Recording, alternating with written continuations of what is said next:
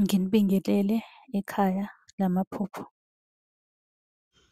Uma umusha la ekhaya sicela ukuthi ushaye u-subscribe ukuze ngokulandelayo ungaphuthelwa uma sifaka ividiyo.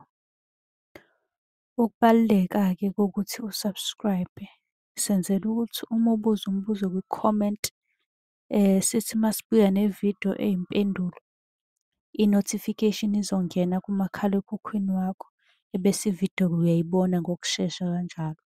Kanti uma unga-subscribe-ile, angeke uze ubone nhlobo ukuthi cha, impendulo usuyitholile. Ngakho-ke uma unombuzo buza kwi-comment sizokwenzela ividiyo. Uyakwazi futhi ukusi-inbox-a lapha ku-TikTok, usi-follow-we, inbox ucele inombolo ka-WhatsApp ozobuza njalo kuyona ekuseni uma-ke kukhona isibonakaliso obenaso.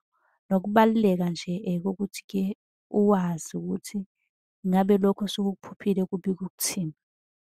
Ake singene-ke kwelanamhlanje sikuchaza. Osibhalelile uthi mina-ke nginokuphupha inkosi.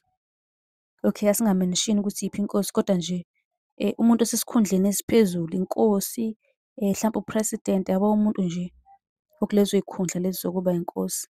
Uyabuza ukuthi iphupho lelo libika ukuthini. Lelo phupho lisuke libika ukuphakanyiswa ngokwezinga lempilo.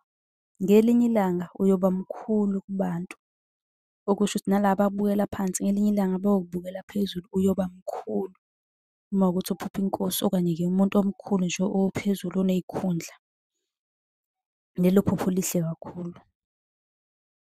Uma unombuzo uyabuza kwi-comment, ngizokwenzela ividiyo ngiyifake lapha ku-YouTube. Ebese uya-subscribe ukuze izosheshe ingene efonini yakho i-notification yevidiyo.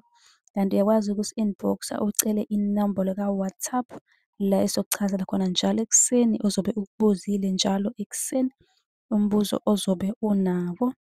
Nisale kahle.